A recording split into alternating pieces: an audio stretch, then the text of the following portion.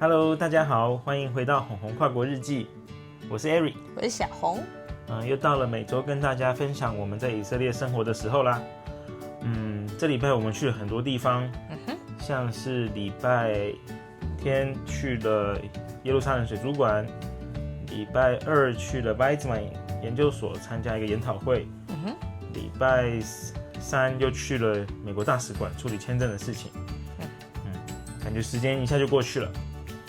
但是呢，最令我们印象深刻的还有另外一件事，那我们在片尾再跟大家分享，相信你们看了也会很惊讶。OK， 那我们就开始吧。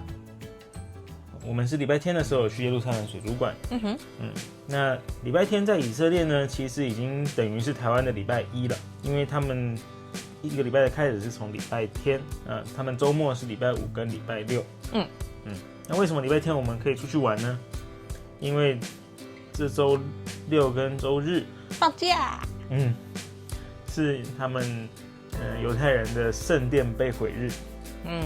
那在这一天呢，他们全部都需要禁食，就是不能吃东西。是很哀伤的日子。对啊，除了不能吃东西外，他还不能做任何快乐的事情，不能穿漂亮的衣服，还有不能洗澡。这很严重。那就等于不能出门。要不然外面那么热。那犹太人的一天跟我们的一天不太一样。我们平常算一天的话，都是从半夜12点到12点，但是犹太人的一天是从太阳下山开始算。所以他们如果是过犹太历的节日的话，都会过到2天，就是从前一天的太阳下山到隔天的太阳下山这段时间。所以圣殿被毁日就是上周六的日落到周日的日落。周日我们就有了1天的假。不过还好那一天大众运输工具是有正常营运的。所以我们才可以出去玩。对啊，因为很多犹太假期其实他们就会也不能用火用电。那就没有公车可以出门。店家就会没开啦，商家会没开，不过水族馆有开，可是旁边的动物园就没有开。他们一般应该都是要在家念经啦，好好纪念，就是不能忘记过去这段伤痛。不过虽然是假日，但是他们最主要就是不能吃东西而已。其他的公车啊，还有一些商店啊，也都是有开的。当然那餐厅就是不会开嘛。那我们就去了耶路撒冷的水族馆。那天去很不错，就是因为犹太人都不能做快乐的事情，所以也就不能出去玩。对，不能出去玩。水族馆里面的人就特别少。对，但有意思的是，水族馆有开，不过呢，它旁边的圣经动物园，没有开，竟然是没开的，不知道为什么。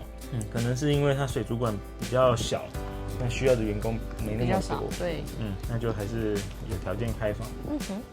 水族馆的话，之后我们会再做一些影片特别跟大家分享，蛮有意思的。它里面不只有水族馆，还有一个小的生态园区，蝴蝶园，叫蝴蝶馆，但是里面也不止蝴蝶啦，还有蚂蚁、蜜蜂什么很多的，昆虫馆的感觉。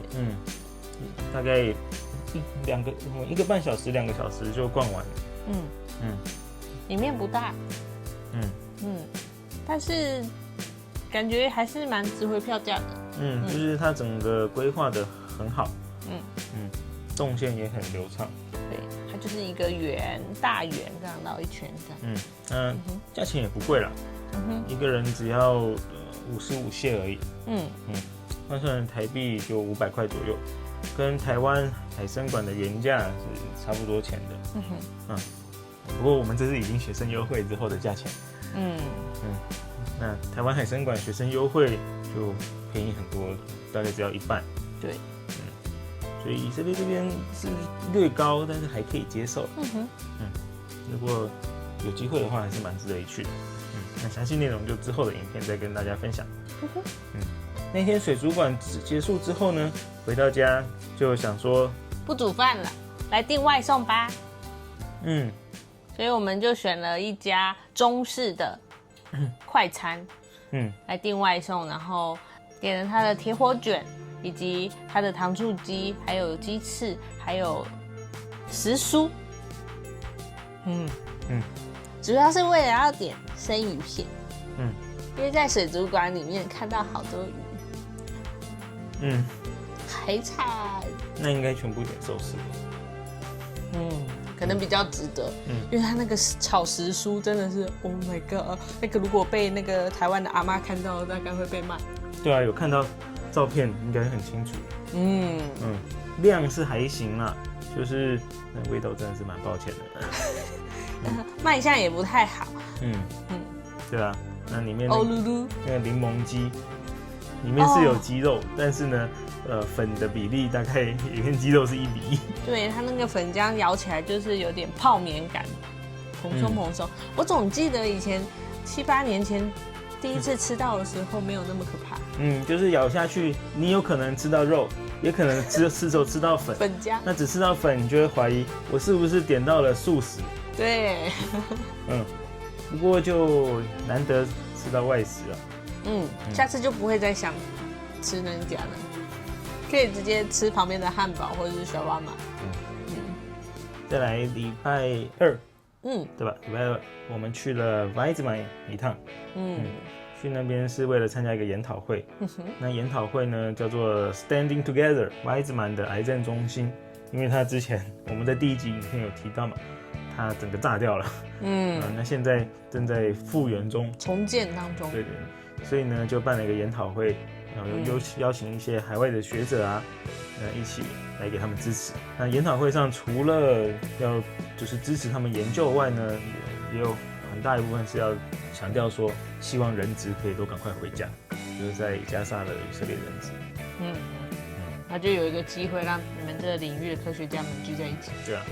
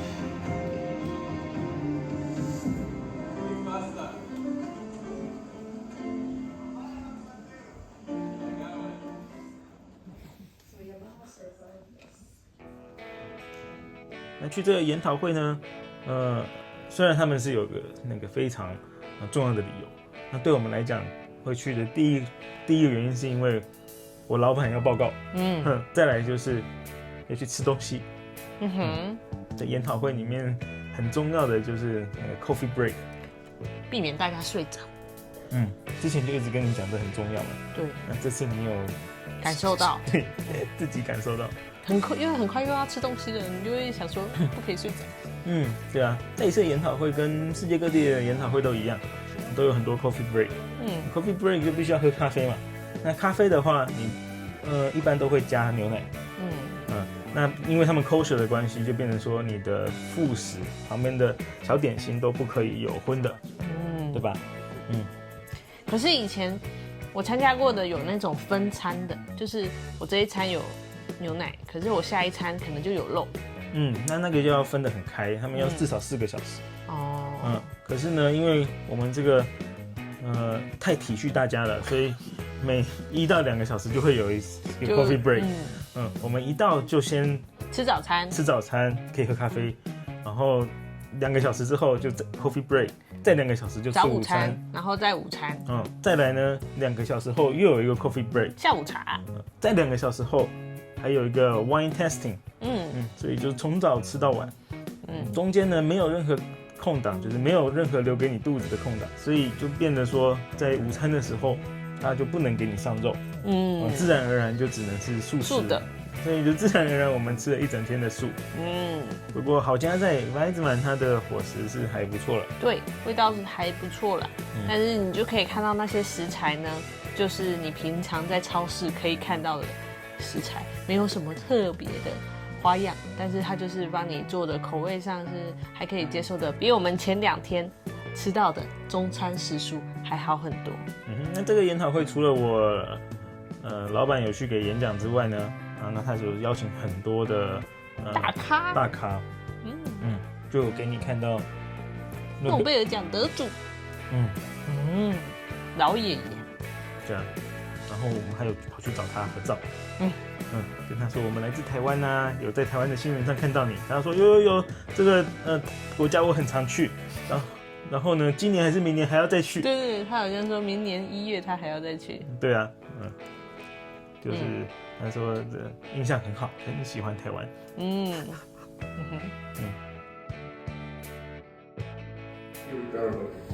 ，And the history tells us that, and I use also Hebrew in purpose, that science and technology can flourish only in democracies. The history has shown it us day in and day out. Look at Russia, look at Turkey, look at Poland, look at Hungary, look at Germany before World War II, what happened to Germany after World War II, and then what happened, how Germany was able to resurrect itself once it became a democracy. This is going on, and look now at the United States that is going the other way. So, I mean, the lesson is just there. And Israel is really going the wrong way. But the issue is not a lab in the Weizmann Institute. The issue is, I don't know to which direction it's working. That for us, science and technology and being ahead of our neighbors is not an option and not a privilege. It's an existentialist condition. Without it, we are not going to make it in this place. We shall be physically destroyed and vanished from this place. There is no doubt about it. If the government imagines that the victory or the so-called victory over Iran was made by those who are not part of the economic engine, who are pushing scholarliness, culture, and so on, they are vastly wrong. It's the science and technology, period, the engineers and the scientists and the scholars that brought this victory. And we are expecting Iran too, and we are expecting much more to come. And if we are not going to foster the science and technology, the Weizmann Institute and all the other higher education institutions, and foster education and nurture it, and educate the people, we shall not be here. So I think that this is the greatest danger that is expecting to us behind the corner. You will recuperate from the damage of the Iranian missiles, no doubt about it. And in short time, you are heroes, you have the spirit, you are young, you'll do it. But if the government is fighting against you, there is no cure for it. And we need to make a change in this country in order to survive it. So, as I said, this is not a usual meeting, and I never, I must admit, open the lecture, a scientific lecture, in this way, but that's what I am, and I couldn't resist it. OK， 那天研讨会呢，5点、5、6点结束嘛。结束之后，我们就继续搭实验室弟弟的车回耶路撒冷。但是在离开前，他就跟我们说，这个高速公路很塞啊，所以我们要走山路，它的替代道路。之前我们有借我们的运动相机给他去拍他的飙车影片，他就说：“哦，我这影片就是在那里拍的哦。”我很喜欢这一段，很美。路上他就一直跟我们强调，某一段路呢是全以色列最直的路，最笔直的。然后还有一段路呢是view 很好的路，可以看夕阳，可以看夜景，可以一路看到特拉维夫。那我们就听。但是因为我们才刚在研讨会结束的时候吃了他的 cheese 跟喝了红酒跟白酒，有满肚子的 cheese 跟红酒，一路晃回耶路撒冷，那山路真的是转来转去，他油门踩得又重，所以到家的时候都快吐了。晚上就休息一下，就开始准备隔天去美国大使馆签证的东西。我们看了一下文件都准备得很齐啊，就突然发现很严重的事情，很严重的事情，很严重的事情，就是我们发现我们的大头照这个头好像太大，顶天立地。因为美国签它是要特别的5×5，不过你的头的比例呢，就只能站在那个照片里的50%到70%，也就是你只能是2.5到3.5公分，你的头长，对，就是头顶到下巴的位置，就我们从台湾来的时候拍了很多的证件照，很多张，很多组，但是呢，大多都是 for 台湾的规格，只有少数几张是5×5。那个5×5呢，又都是直接从台湾证件照转换，所以头就超级大一颗。对，那个时候已经是晚上9点多，我们就开始找怎么办？对啊，隔天早上9点要去 interview 的时间，那我们在9点之前还可以做些什么？对啊，我就在那边查嘛，耶路撒冷有什么地方有自助的证件照快拍机台？对，我网络上完全查不到，没有。印象中好像哪里看过，但是又想不起来到底在哪里，就开始回去翻以前的照片，我有没有看到这个新奇的东西拍起来？也是找不到。我们就有点怀疑，我们看到的那个机器会不会是拍贴机，而不是证件照？对，就不晓得，但是就忽然想不起来，很紧张，很紧张，因为这个是好不容易约到的面试时间，对，那在等不知道要等多久，而且有点蠢耶路撒冷找不到机台嘛，特拉维夫总该有吧？特拉维夫这种 fashion 的地方，一查还真有啊！没有，还是没有机台。但是呢，在特拉维夫的美国领事馆对面，它有一个拍照的摊子，早上6点就开门。我们就想说，是不是耶路撒冷夜冲特拉维夫，去那边拍照，再回来，算时间应该是可行的。不过我们的心理上难以接受，最后还是算了。就是主要是刚好你有看到一个网友们有分享说，耶路撒冷大使馆附近是有一间照相馆，它可以提供拍跟印。而且很快速，评价很好，就是你可以在 Google Map 上看到很多人是特别留言写说美国大使馆的证件照这边拍这样子。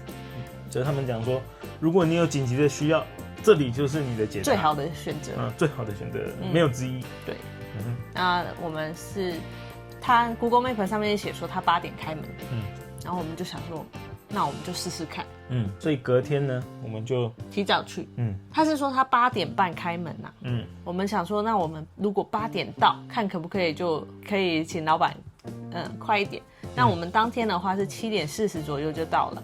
那我们7点40到了以后，就开始在那边摸索。那其他店家都还没有开，都是黑黑的情况。因为它是在一个 shopping mall 里面。对，那 shopping mall 是不大，但是我们也不晓得它的位置在哪里。也没有去过。提早到了，去看看到底是在哪里。对，结果一层一层楼找不过它也只有3层楼，蛮好找。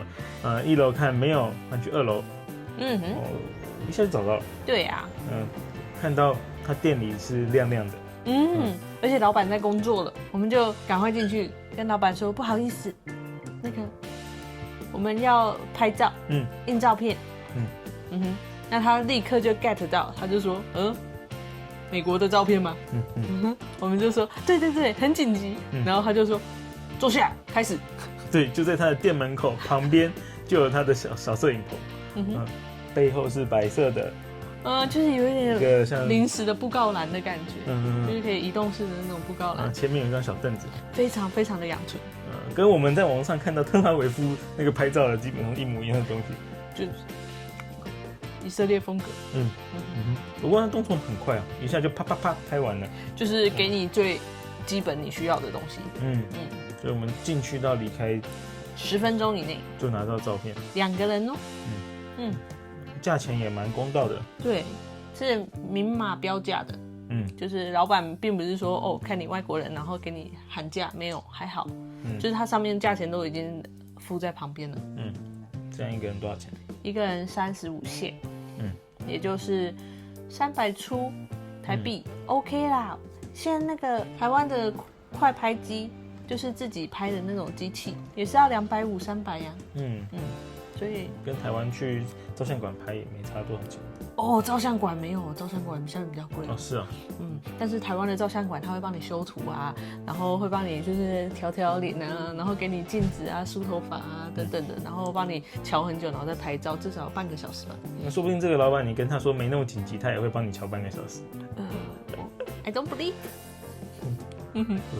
应该没有啦，以色列应该就是不走这一套。他们就是给你最粗暴但是够用的。结果我们比预期的还快很多就拿到相片，甚至结束拍完照，我们还有空在旁边吃个早餐。对啊，然后再悠悠哉哉的搭公车去大使馆，真的是悠悠哉哉的去。那时候我们还不知道下公车之后到美国大使馆那段路有多难走。就是不想让大家太容易抵达美国大使馆。所以川普就把它搬到一个山上，小山丘上，小山丘上啦，是也没有到很高的山啦，但是你停车你都只能停在山脚下，然后你要爬一大段的上坡。如果只有爬一次那也还好，但是呢，就很多人会忘记东西嘛，或是多带的东西。因为他要进去是不能带大包包，最好就是只带你需要的文件，其他什么都不要带。再多呢就只能再带一个手机，手机它进去的时候会帮你收起来，出来再还你。而且收的时候甚至还会要求要关机，蛮严格的。进去能带的包包就是像女用的那种侧背包，是吧？是叫侧背包。那女用的手提袋，手提包。那天我是带了一个斜背包过去。其实你那个跟他们的包包可以，一样大。他是有要让我带进去啦，不过他就说你真的有必要吗？因为我们2个人嘛，他就说你让他带，帮你拿着啦，还有手表也一起给他。好，那最后就是全部都给小黄。就是安检人员老大嘛。那我就只带了一个资料夹进去，资料带进去，就透明的资料袋这样子。我资料袋里面还都是文件啊，不过有一个信封有装钱，那个信封就是当天被检查最多次的 MVP，是我们的红包袋，有至少3个安检人员看到这个信封都是马上跟我说，里面装什么？不是，有密封吗？对，他就说这个是密封的吗？打开来给我看。然后我就拿出来，赶快打开给他看。就钱嘛，没事。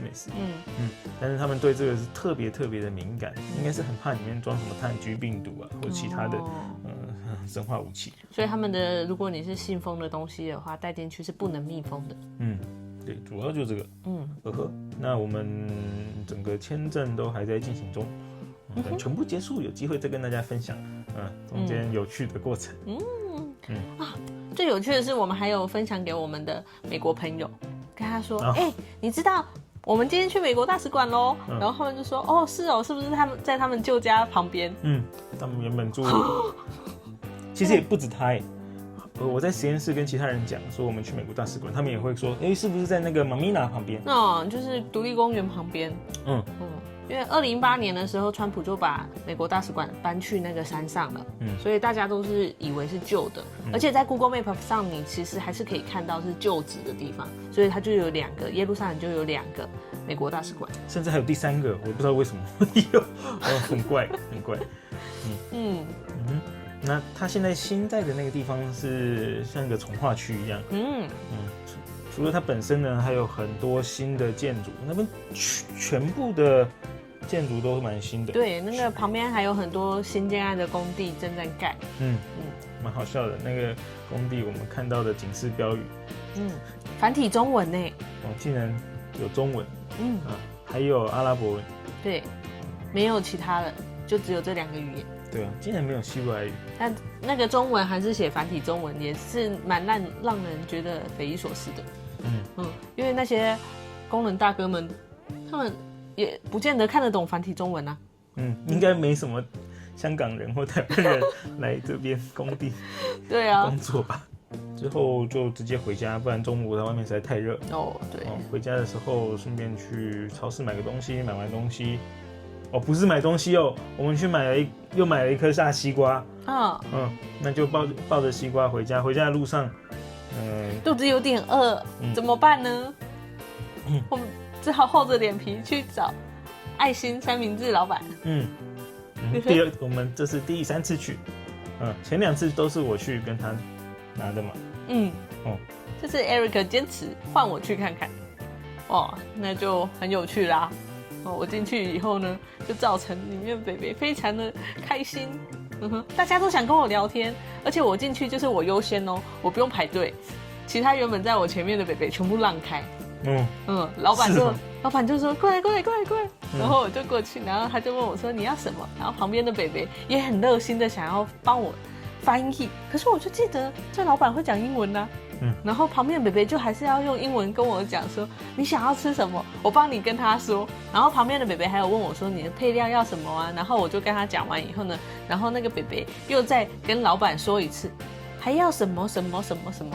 但是那个老板听到是听到了，不过老板还是坚持他要亲自问我，那你要小黄瓜吗？你要甜椒吗？你要番茄吗？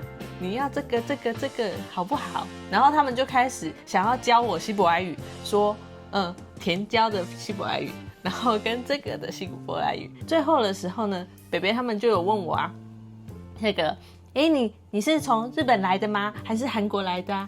然后我就用了很烂的希伯来语跟他们讲说你没台湾，哇，轰动全场。他们3、4个北北就整个还鼓掌很嗨然后他们就还哇惊呼这样子。我不知道他们是惊呼我来自台湾的部分，还是惊呼我会讲希伯来语的部分，因为我前面全部都用英文。我在美国大使馆的时候，他有问我你会讲希伯来语吗？我说卡哈卡哈，就是会一点点的。还收手的意思。到超市买东西的时候跟他要个塑胶袋，这我还会讲，他也是一直笑。所以那个北北他们啊，就是还是跟我说下次再来欢迎再来北北们大家一起说拜拜，就很欢送我。只差没有送到门口。那一天都会开心到睡不着觉。这就是那一天的午餐，就是顺便带了三明治回家。对啊，所以到这边就是已经简单的讲完我们去水族馆，然后去百子满开会，还有美国大使馆。那就现在要跟大家分享我们这礼拜最惊人的事情，印象最深刻的事。那就在去这些地方之前的礼拜五我们有做了李子蛋糕，对吧？还也分享给我们的俄罗斯邻居。另外傍晚的时候还去采了葡萄。之前我们是第几集影片？第二集影片看到的葡萄都采回来。采葡萄的时候，我们有先去它旁边的一个小公园，稍微健个身，然后就发现，来了一位也是刚运动完的奶奶。她手上也提了一袋葡萄，也是采的。她应该是要来运动的奶奶了。她是采完以后才来运动。对啊，除非采葡萄对她来讲也很运动，应该是有点累。不过她不是也有去跟你用同个器材啊？坐隔壁。对。那她呢有拿着一小袋东西，是葡萄。那我们去的时候呢，手上也拿着一个塑胶袋，是准备去装葡萄。对，就原来大家都在想一样的事情。那我们采了一袋的葡萄回来，籽很大，对啦，皮很厚，毕竟野生葡萄。对，但是蛮有意思的。对啊，好，回到最惊人的事情。对，那一天后面都很顺利。那惊人的就在于一早的时候，早上起床嘛，然后我就想说去开窗户啊，然后把窗帘拉起来。结果我在拉窗帘的过程的时候，就啪，窗帘整个掉下来。也不止窗帘啊，它窗帘是连着它整个窗框，全部都掉下来。你就完全可以看到里面的水泥。就是整个房屋的结构是有露出来的。我只是开窗户，我就只是这样拉。那时候就突然全部东西都掉下来，2个晒衣杆加上窗框加上它整个窗帘，主体。还好我也一个眼明手快，有把最重要的窗帘那一根给抓住。对，然后抓住以后就叫 Eric 快点过来，过来做什么？拍照。所以记录下来。后来我们就想，那是要去买特别的胶把它粘回去吗？不过看好像它有些卡榫，我们可以用装的。结果后来就敲敲打打就把东西全部装回去。但是这之后，那个窗帘拉都特别小心。这边的施工品质真的是让人觉得非常抱歉。对，有点像3只小猪那个老大老二的房子。对啊，甚至连我在美国大使馆里面的柱子都已经斑驳了。那个很多墙角整个都裂掉，难以想象，它那个盖好也没非常久哎。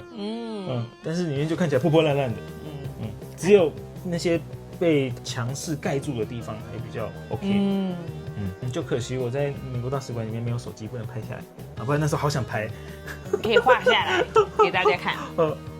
我们这一间好像装修也没有很久嘛。我们搬进来3年，那当初我们是这间装修好之后第一个搬进来。所以那个窗帘，匪夷所思。对，好啦，这礼拜就跟大家分享到这边，希望你会喜欢。那我们就下周再见喽。好，拜拜，拜拜。